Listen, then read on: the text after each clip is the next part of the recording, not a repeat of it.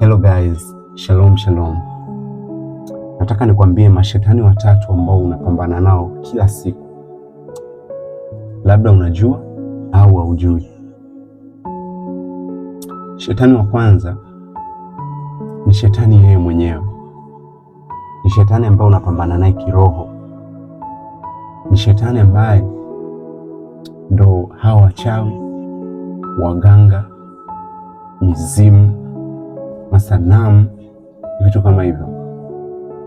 Huyo ni shetani mwenyewe akiwa anapambana na wewe kwa njia za kiroho.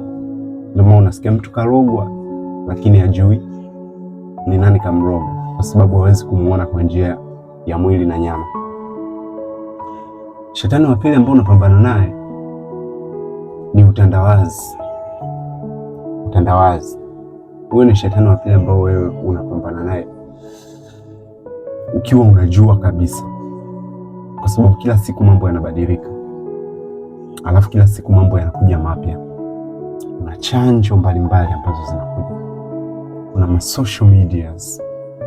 Kuna vitu kibao ambavyo vipo ambavyo vinaonekana hivi vimebadilika kutoka yale mambo ya zamani kuwa mapya. Wenyewe mnaita ya zamani ni analojia, ya sasa hivi ni digitali.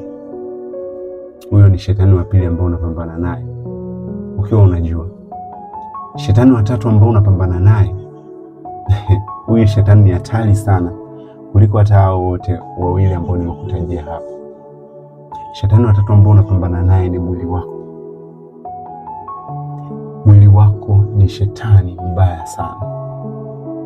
Usipoweza kucontrol mwili wako, basi ujue hata hao shetani wawili hauwezi kupambana nao.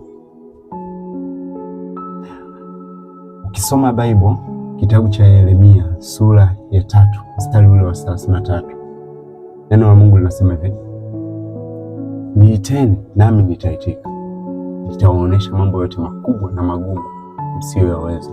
Sasa ili uweze kuwashinda hao mashetani watatu, ni lazima umwite Mungu awe karibu yako, kwa sababu ukiwa na hofu ya Mungu ndani yako, ukiwa na hofu ya Mungu kwenye maisha yako, trust me, katika hao shetani watatu hakuna hata shetani mmoja ambaye atakudefeat, ambaye atakupiga, ambaye atakuangusha. Mungu awabariki sana. Takia asubuhi njema.